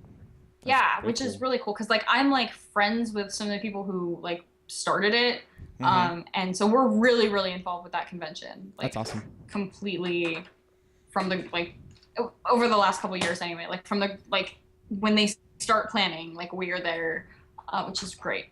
Wow. that's awesome. Man, that's just really cool. Yeah, conventions are incredible. Like It's so much fun. my first convention, I was like, this is like my home, and I didn't know it existed, and like now I know, and yeah, it's great. That's great. Is there anything else that you wanted to talk about before we kind of wrap up the segment? Yeah. Anything else you want to share, pitch, whatever? I don't think so. Oh, where you can find me. So on Twitter, I'm at Tifa Robles. And Facebook, they're going to provide the link to the Lady Planeswalkers Society, which I highly recommend everybody check out. Everyone's welcome to. So, and then my husband and I run a YouTube channel called Video Time with Mike and Tifa, where we talk about being a gaming couple. And we haven't had content in a while, but it ebbs and flows. So I promise there will be more content. I imagine with PAX, it's probably. With PAX coming up, we will definitely have some stuff coming up. And we're gonna do a Duels of the Plainswalkers video soon for Gathering Magic, so that's a cool one to check out. I do occasionally write for Gathering Magic. Yeah, that's how I actually decided to reach out to you. I read your article on There and Back Again, and I was just so excited when I read it that I immediately wrote you an email, and you responded back. By the way, I want to thank you for that. You know, it's actually a little bit hard to find people that are willing to talk to us sometimes, and it's a little bit Do you blame them? discouraging, you know, when you reach out to people. Busy, but I always try to appear on podcasts and stuff, and like I always pay attention to like their vision to make sure that it's a good fit. Right. Which you guys like, it was very easy choice for me. But like for any other people with small podcasts listening, like I'm always willing to help out, and like I'll retweet and everything. So. Thank you. Awesome. It's also hard to find any Korean friends to be Yeah, BFFs with. Yeah. All right. You should start a society for that. Yeah, absolutely. We're just looking to make best friends. That's all. Yeah. Anyways, Okay. man, Thank we you so really all much. can't say thank you enough. Yeah, we're going to let you. Guys, this was super fun. I'd be happy to come back for future stuff. We would love to have you Absolutely. back, and maybe we'll have you back as a couple sometime and have you talking about my gaming as a husband is couple. also awesome. So Yeah, is your husband there? Maybe he can just peek in the camera really Say quick and say hi. come say hi. Oh, I'm not. Yes, you have to. No, I'm sure he's beautiful. It's fine. He's a diva, so he's like, oh, my face. Come on, just No, say no, hi. I'm sure he's gorgeous. Hey there. Hey. How you doing? I've actually been watching from the Xbox One in the other room. Okay, gotcha. How's the stream? Is it good? Yeah, yeah. it was- Okay, good. Anyway, like I say, we'll be glad to have you guys on. Maybe we'll talk about like couple magic What it's like to gaming be and things a- like yeah, that, or a something, gaming couple. or some other things. We we did a panel at PAX East about being gaming couple problems. Yeah. And the room filled, and we had a line of people trying to ask questions that we didn't even get to all of them. Wow. So we would love to talk more about that, and we have Sounds all like kinds a of good questions. sounds like a People always good wanna know. topic. Okay. Yeah, there's a reason we don't play Magic together a whole bunch. Because I'm infinitely better than That him. is also very true. Okay. Well, we're going to let you go, and we really appreciate you coming on. And, yeah, it's just. Thank you, guys. Yeah, we'll be in Yes, touch thank for you. sure. Yep. All right. Bye-bye. Nice meeting you. Let's see. How do I hang up? There she goes.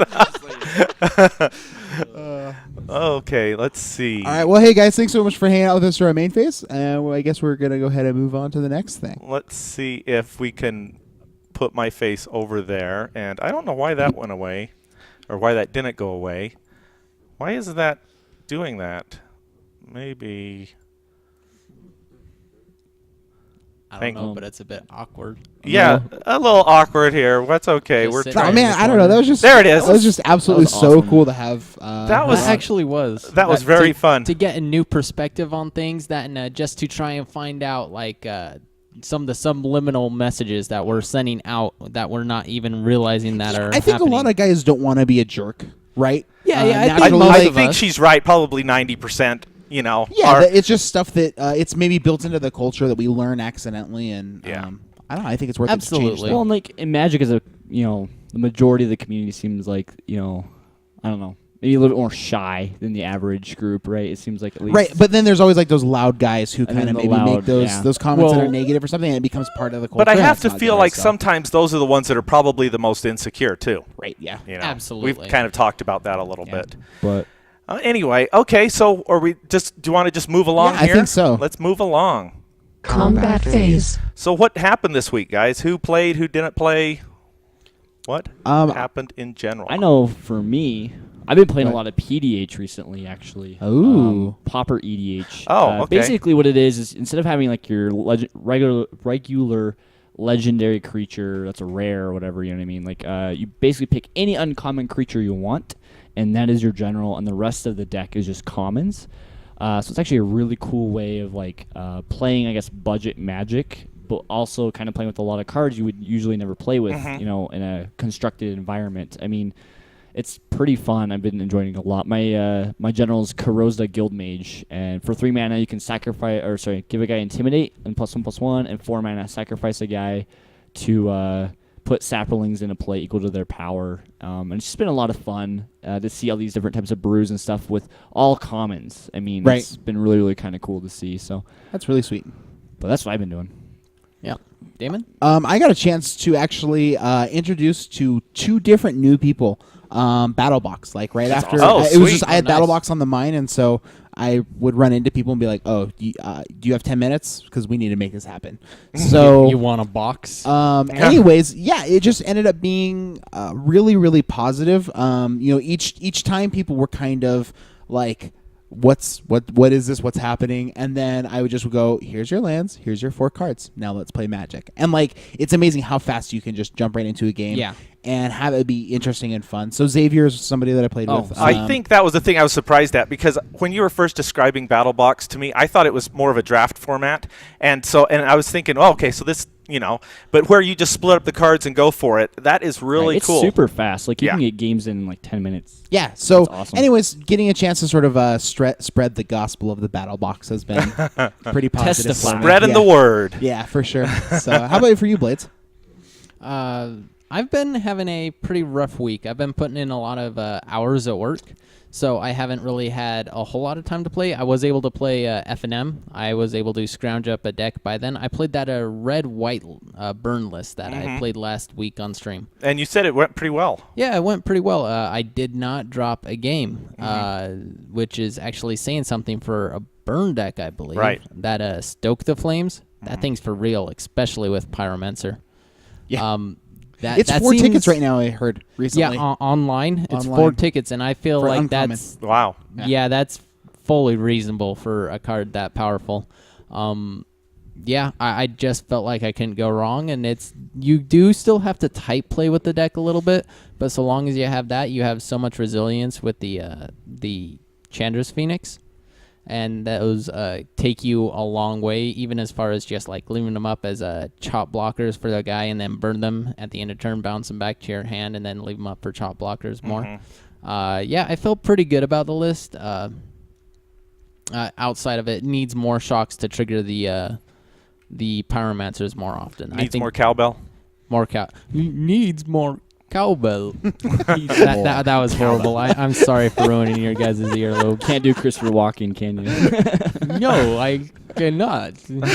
Stab you. I can't do anything. Terrible. That's a really so horrible. Stab you in the. Yeah, boy. Wow. Needs more cowbell. That was bad too. That sounded like a Dracula Christopher Walken. Whatever. It's all good. You can call me a Plainswalker. That's a little bit more on track. Wow. Yeah, it's And- just and, mono terrible. I actually have a friend. Sorry, my wife has a friend from high school, and literally for the next probably We've 6 told this years story. out of high school, she would just call him to do Christopher Walken impressions to random people, because like they're kind of hard to do. They are. And so you'd be like, oh yeah, my friend can do a Christopher Walken. I'm like, get out of town. So she'd be like, Tim, Christopher Walken, go. And then wouldn't find out about how he was, wouldn't find out about how his family was or anything like that. Just like, thanks, bye. And that was our whole relationship with Tim for like 6 years. So Morgan Freeman narrates his own life. and now we go to true facts about the sea pig. True facts about the sea pig. Worth YouTubing for you guys. Yes. who are I curious. don't even know what it's the funny. Cloaca. The cloaca. Anyways, Just go watch it. It's funny. I don't know, James. Do we have anything else that anybody wants to talk about? as Man, far I as wish I'd played some, combat? and I have to play some this week. As you can see with the studio, Yeah, and the we cameras, changed it again. That's what we do. Things are changing. And by we mean James. yeah. they have a live monitor that they can watch on, that they can see. It was I can actually see, obscenely helpful. They can Absolutely. They can I see what finally they have look something like. attractive to look at. So there's always so much happening in Studio U that I just don't play enough. But this week, I think it's going to calm down. I don't have that much prep to do this week because I think we're getting it out of the way. So that's my goal, is to actually play some this week. So maybe draft. I would love to maybe draft on Moto, just for fun. Go draft. Or you Win. can always just step in for F&M with me. I could walk you through a burn list. Yeah, I bet you could. Yeah, yeah. Yeah. Walk you across the flames, across the coals. Fireballs are my best friend. I don't know. What's the? I think so. Yeah. Oh, I'm just excited. We gotta talk to Tifa. Man. Yeah. That was awesome. Yeah, that was actually like, I feel it was a really, really cool experience. Yep. It was, I don't know, Definitely. perfect. All right, so let's go on. Second main phase. Second main phase. What we have in the second main phase is this screen right here that I got to get to. Email feedback. We had email this week. Yeah, And we did. I have to decide which of Wow. it we're going to talk about, guys. Yeah, so we did get an email from our good friend Tim. And for Tim, man, I don't know if we necessarily want to go into all of the depth details, but we just want to say thank you so much. Yeah. We are so happy that we are able to be part of your community. And if there's anything that we can do to help, I don't know, just in general, man, let us know. And again, like I said, not something we want to necessarily go in depth on air, but I just got to say, like, this experience has made He did it mention feel... EDH. Yes. And that was the one thing that I thought was funny. He said, I got together with my friends just to make his story maybe just say a little bit. He's had some rough times lately, the last month, and he finally got around. He decided to play a game of EDH with his friends. He says, it lasted 3 hours. Is that normal? He was actually asking if it's normal, and I'm like, that's a thing. And I think that's the thing about EDH, is it's more, that's one of its reasons for existing, is that you can kind of sit around and it's not highly competitive that way. It's, it's just sort of like, hey, let's... And it's social time, and it's time to laugh and have hang a out time with and your cut loose. hang out with your friends, family. But we really like that email. And whenever you get an email that says that you make a difference in people's lives, I think that is It's pretty huge. That hits home for me. I'm shocked every time I get one. I just Even more than that, just the interaction like on Twitter and such. Like every time I get a tweet with at me at it, I'm like, oh my gosh, somebody wants to talk to me. Yeah, but I mean, again, man, we just for everybody, thank you for including us in your lives. Thanks for just I don't know, doing life with us and yeah, this is literally why we put in the work to do what we do, the right? podcast. So, also, Sean from Main Phase sent us send us some cool a stuff. email as well, right? Yeah, he sent us the email. His email. Well, let's see. Do we want to talk about that, or do we want to save that for an episode? I think we could talk about it and still do just an briefly episode. and then just cover go it over. as I mean, I don't know. Ask us a pretty basic it's question. kind of a funny thing. So go ahead and talk about it. Unless you want me to read it. So basically, what we got talking about was the workplace and just a lot of people think like Magic as like their quote unquote dirty little secret, right? Because there's love that. some cultural norms that don't necessarily deem this as a reasonable way to spend your time. A reasonable way to spend your spare time, or an acceptable way to spend. This is your not the spare time, sports right? ball. Which I This is never, not- I never right. really got it. It's not me hanging out in a garage working on a broken car that'll never run. See, like, and I know for me personally, like, I work at an LGS right now. I'm going to school to try to get my biomedical engineering degree, but I know when I first started working at Heebie-Jeebies in the LGS that I got tons and tons of flack from my friends and family because up to that point I was a closet nerd and I just played games. I just played World of Warcraft and nobody knew about it except for my close friends. And when I got into Magic, I kept it, very DL. I think maybe I'll read this. I have it up here. Okay. And I think it's really good. And What is our time like anyway? we're at about an hour and a half. Hour and a half, yeah. Okay. So This is Sean from MainPhaseMTG.com. I've been on the Twitterverse or social networking much. I haven't been on the Twitterverse or social networking much this summer, but I wanted to say hey and that I've been still religiously following your podcast, Fight Club segments. Thanks for continuing great content. I was thinking the other day, outside of the few guys I play consistently with, I don't really discuss Magic with other people in my life. Excluding my fiancé, most family members and close friends don't know about my hobby and how deep it goes, especially those who I work with. I totally agree with this. Myself and the other guys I play with all work together. We are all part of law enforcement, and I am almost positive we're part of a very small community of police officers who play Magic. As far as I'm concerned, Magic is a dirty little secret, and I try to keep it as private as possible. Not that I'm ashamed, but more to protect my image and name within the precinct. I was curious what you're living. I think Damon and Rich work at LGS, if memory serves me correctly. And if you consider your Magic playing a secret, maybe this would be an interesting topic to open up and maybe make a poll out of. What do you guys think? Looking forward to hearing back from you guys and continuing the convo. That's from Sean from MainPhaseMTG.com. Anyway, I really related to this because I don't go out of my way to keep it hidden, but it's really funny the way that when you try to explain Magic to people, how they sort of give you that strange look. They cock their head to the one side. Lost in translation, and they're like, right? So it's a card game where you... Okay, I lost you right there. And then they don't listen any farther almost. And so it's not like it's almost a secret I'm ashamed to talk about, but it's like... do I really want to take the time to explain it to these people because are they really going to care? Right. That's the way I feel. Yeah, it's a little bit like that. Like Magic isn't really my dirty little secret. My dirty little secret I'm pretty open about. Yeah, unfortunately he doesn't have them. It actually is a Bigfoot community and that stuff. Like that's something that's really my secondary interest, and I'm more than open about that. Right. Right. There are a bunch of people that are like, you're into this stupid little thing that only rednecks and hicks are into. Like that's, oh my god, there's a Bigfoot. That I enjoy the stories. I enjoy the myth about the mythological beast, and I feel like there's somewhat amount of evidence out there to give it closer look. I can't say whether the thing exists or anything. Right. But yeah, you enjoy it though, right? It's a hobby. I do enjoy it. I would call it a hobby. And I try to just stay open with Magic, and if I recognize that this feeling in the back of my head is like, yeah, this is something I can't really share with everybody. But then I try to overcome that and say, you know what? I have to be proud of it. It is what it is, right? Well, that's who you are. Right. And I am always a big advocate of Right. always exploring who you are and just never being afraid to get that out into the limelight and let people know, hey, this is who I am.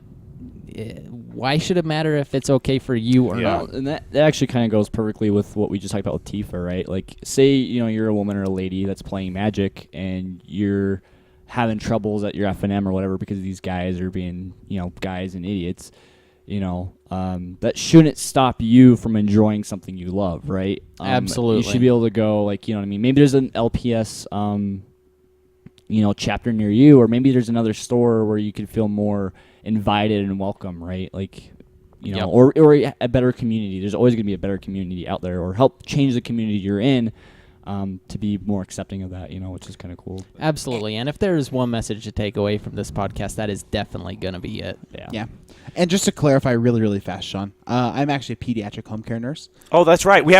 He asked us what we did, and we're all like still avoiding it. And so because I work with kids on a regular basis in home, basically, like, as long as, like, I'm good hanging out with people's kids and being fun, and I think playing games is part of the thing that makes you a fun person. I think it's relatively well accepted. And I'm just like, yeah, I'm just kind of like a big old nerd. And they're like, oh, like Big Bang Theory. And I'm like, that's about as far as it goes. Yeah. Usually. By the way, my least favorite thing is when people come into the shop and they're like, "Oh, you're like Stuart from Big Bang Theory." I'm just like, ugh. Yeah, and I mean, it's tough yeah. because for me, anyways, I found that the fastest shortcut to explain Magic to people who don't understand Magic is like, do you remember the Pokemon card game? It's They're like always- Pokemon for yes. adults. Everybody remembers Pokemon for some reason, and they go. So Magic came first, and I mean it's kind of like that, but the strategy goes a little deeper. But like you say, it's like Pokemon, and people just automatically their eyes glaze over. I know, they're like, So, holy cow. yeah. I like saying it's like chess and poker put together, except instead No of having betting. instead of only 6 pieces on the chessboard, you have 20,000. Yeah, that's Yeah. I kind of mind blown. So Yeah, but you shouldn't. I mean, like, I don't know. Like, I I feel don't- like but you I shouldn't think be there's- ashamed to be able to play Magic. But at the same time, it Absolutely makes sense, not. like for your Like- career, if you want to move up Yeah. and stuff. I mean, can you Right, imagine, like, right.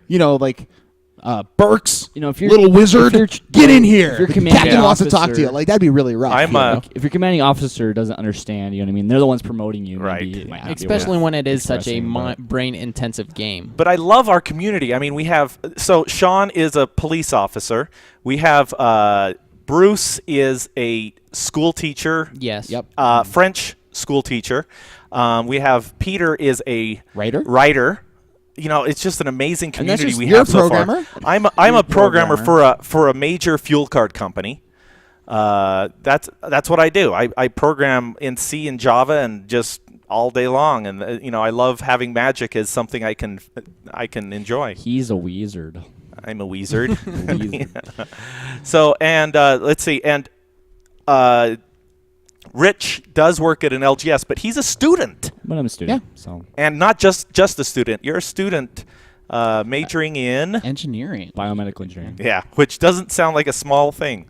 And Blades works for the world's largest. Can you say where you work? I mean, I do production at Autoleave, so I Yeah. make airbags for cars. the world's largest airbag, keeping you safe. Right? Yeah. Yes, protecting your loved ones. But But he's also you've worked in the electrical field. I used to be an electrician. Yes. Yeah, So so I no that's longer claim to be. So, yeah. That's We just can like talk a after the wide podcast. variety. Now I'm really It is a interested. wide variety, but the big thing that I'm striving to be recently is a family man. right. That's So- and that's Yeah, baby on the way. Yeah. Yes. Yeah. For those of you who didn't know, I do have a baby on the way. Yep. Little Blades. Yes. Yeah, we're looking forward to that. That's how No. far along now? 5 months. Oh, So six. January 1st is when we are due. So Oh, wow. extremely looking forward to that. That's awesome. Yeah, Beware the Wumpus says 32 pieces on a chessboard, but not 32 individual. There's only a certain number of pieces that move. Unique? I was talking about unique pieces, Wumpus, not like the way I represent a card by the way it moves, or like a piece moves. So I was just thinking, there's the three. So there's actually 4 horses, right, or knights. So there's 4 bishops. There's their queen, rook. king. Then there's the 3 on the side. That's 5, and then the pawn. And the pawn That's is 6. And then the troll. So that's why I said 6. When I play. Okay. Sorry. So that was a yes, good- I know that a chessboard has more than 6. Please, that's the way I play. That thing is checkers? And I think there's actually more than even 6 at that point. Oh man, that's so funny. Because by the time that James plays, all he has is 6 pieces left. I hit the table a few times; they fall off. Ooh. Okay. Anyway, one more piece of email here. Feedback from. Really? Okay. This is from Jay. Hello, I am a very casual kitchen table player. My most frequent opponent is my 6-year-old son, and I'm wanting to jump into the pool of Magic by going to my FNM and playing Standard. However, I'm having trouble deciding on how to make this transition. First, I'm on a strict budget, playing roughly $25 a month for cards, so every purchase that I make, for good or bad, can have huge effects for me. Second, I want to compete. Winning isn't something I expect right away, but it is something I want to achieve at some point. So what should I buy and where to start? Is the Clash Pack that Wizards released worth it? Should I just do my best and build some brew decks so that I can save some bucks? I know some singles are cheap, but others far out cost my budget per card. Are boosters or fat packs worth it? To me. Also, is Magic Online something I should utilize to get practice? What is the cost of entry to the format? Does it even work all that well? Any advice on the topic is appreciated. So I responded back. Damon responded back in lengthy email. I thought that was a good email to him. Like which 5 pages. That's basically an episode right there that you wrote back. Yeah. we also did an episode on like sort of building on a budget, which I feel like strongly, correlates with this. We So might have to revisit if you're here interested, certainly go back to the building on a budget. We might go back to it in the future. So you still owe me an article about lands, and now you can Yes. take this email and make it into an article that works. to assignments. It's timely right now. Yeah. And I can take a nap. Yeah, and Yeah. Blaze gets to take a nap because he hasn't. Anyway, so just briefly, we don't want to go too long because this is turning into a long episode now. What do you think? Oh, I actually I researched the Clash Pack a little bit more. It's taking the place of the release of the event deck. Mm-hmm. And Wizards came out and said that they're going to alternate between event decks and Clash Packs for the foreseeable future. And with the event decks, I noticed that they always released a lot of cards that were getting ready to rotate out. And so it seemed like a way to get a hold of cards that maybe you haven't had a chance to, but like that it has diminishing returns for sure. But with the Clash Pack, man, you are all Theros block forward. I mean, except for maybe like some of the commons or whatever. Right. But for all your rares, you are having rares that are going to work all the way through Khans of Tarkir. And like the amount of money that you come out ahead just on the rares alone, like not even every single rare, you're over the MSRP for the product. Right.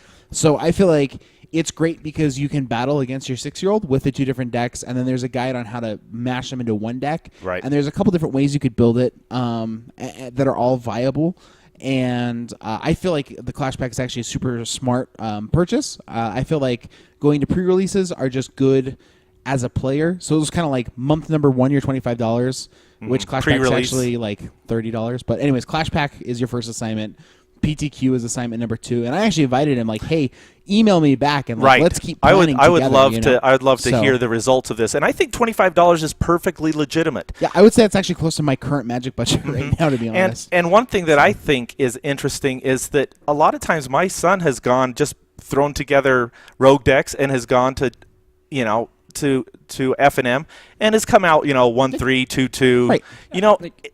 I think the most important thing about going to FNM and being competitive is doing it. Yeah, Absolutely. Just playing. Like, you can play tight Magic and be able to do well. Right. Sucking it up and getting into it. Right. I actually, 2 weeks ago, I just threw together a $20 deck and played an FNM with it. And I went 2-2 with it, which isn't bad. It was mono black aggro, but man, like Breemaz is kind of hard to deal with the Brave of the Elements because you only have so much removal, right? Right. Yeah. It was a lot of fun though. I had blast. I built the deck for under $20 and it worked well, and most of it was going to not rotate. So anyway. Okay, so that's our feedback, unless I missed an email, in which case I will pick that up next week, since that was a ton of feedback this week, and I really appreciate it. So if you want to send feedback to us, be sure to, send it to us. We're pretty good at responding. I'll just let you know. We do have a new iTunes review. Except for YouTube. We have a hard time with getting on the YouTube comments. Yeah, we have to work on that, guys. We have to, because there are a few comments on there that I'm sorry, James. We're on every single social media just about that exists, except for like Pinterest and. Oh, this week we're getting on Pinterest, guys. No, just kidding. What's Pinterest? Seriously, what's Pinterest? It's Yeah, I have no idea either. Pinterest is where you pin things. that you're interested in, and people can follow the things that you're interested When in. you say you're sorry, do you mean, hey, James, we're overloaded. Stop hounding me? Is that what you're saying? No. It's just, I mean, we exist on lots of platforms. Yeah, we do. We try. I just want to figure out. My problem with that is I just want to figure out how to get the comments out to you guys, because I see them and then I'm afraid that they just don't transition. That's all I'm saying. Anyways. Yeah. One iTunes review. No Tumblr. We're not on Instagram either. Are we on what's that old social media? MySpace? Are we on I can MySpace? We totally are do not that on for MySpace us. because we're not a band. We can Yes, make we a are. band. No. We're no. totally a band. When we come out with our album, we can go ahead and have a MySpace. I play a mean Are you? kazoo. We're the Jobin Quartet. Yes. Jobin. Jobin. Yeah. No. Oh, you guys totally Okay. fell down there. Anyways. Okay. Well, we didn't say. I we love you weren't guys, good. but we're getting late. I know. I'm trying to. I'm working on it, Pulling guys. iTunes. I'm pulling up iTunes. All right. All right. So this is from Dastardly D. 5 stars. I recently moved to a new country and don't currently have access to an LGS or play group. Here we go again. The actions. I'm just going to try to ignore it while I read this. You guys continue. It's a great way to keep up to date on the new sets, meta, and news from the Magic community. A very informative show with a very laid-back and friendly approach to covering one of the best games ever made. You guys are doing a great job. Keep up the amazing content. So, thank you, Dastardly D, for that piece of feedback there, or that review. Thank you. You're now in the pool to win. Regional coordinator Jeremy Behunen's one of his playmats that he's That's decided right. to offer to the show. I bet he's like, And one of the last things before Every time. we end is our poll. Last week I said, "Come on, guys! I have like 50. I have plus. a dream of having 100 results. Keep in mind, like before that, we only hit like 25. 20, I think 25, 30 is like Yeah. the most. This week it's gone crazy, and I love it. We've gotten 51 results, and so the next one, maybe the next one will have even more. I'm going to introduce it in just a second. Okay. Favorite format. What is your favorite Magic format? Standard gets 6 votes. Modern 23. Legacy has 1 lonely vote. Draft has 6 votes. Sealed has another lonely vote. And EDH 11. So we have Modern coming in first at 23. Absolutely. So that's almost half is Modern. So I guess we'll be doing more modern content. I for think our fight Modern clubs. sounds, We should. and EDH is second. So I think, and Standard is third. Standard and Draft are tied for third. So I think that is gonna influence us how we program this program. Is that right? Okay. Anyway, so that I'm gonna put up a new poll, and in 2 weeks, if we can get to 100 votes. Something cool's going to Unique happen. votes. then something cool's gonna happen. It's like Schrodinger's cat, though, right? We're not sure. Oh yeah. What it We're is yet. making waffles. So I am going to say, it's going to be about is Magic your dirty little secret? Okay. Okay, and I don't. So I Hopefully feel like they you should say, listen do you share dirty. your magic hobby Yeah. with your spouse or Yeah. no one? Right. Like your immediate family only, Who knows you play Magic? your extended No one. family and friends. I wear my Golgari t-shirt to work. Yeah, it's gonna be along Yeah, those because lines. you have to. No, It's almost oh, like uniform No, for so you. one fun fact though, like I was at the advisor's office last year, and one of the people working there was wearing an Orzhov hat, Nice. and I was like, "You play Magic, don't you?" And they're like, I'm like, "Come on, man, Orzhov, Golgari is better." And I just walked away, and they're like, "Wow, that just happened." Like, all right, fair enough. Like, I love seeing people wear Is It shirts. I always yell, I'm like, Golgari is better. That's funny. Walmart, whatever. Anyway. Yeah, Lurgan says, I can vote 100 times. Does that count? Lurgan will make you waffles. No. And we'll send them to you. You know, I mean, once per customer, unless you feel really strongly about maybe a second one. But no, just once a time. Your PC and your phone. I want to know who. I want to be unbiased. Yeah. Anyway, so that's going to be our next question. I think that's it, guys. Okay. We've had a wonderful episode. I'm taking off the sweater, putting it back in the closet, We're taking gonna make off my mitosis and split. We're gonna make like mitosis, my toes, and Mitosis. Jam? jam. Is that Good where we're one. going with this? That was good. I did not see that coming. Okay, here we go. Oh wait, I gotta find the right place here. Make like a. Okay, and we're out of here. End step.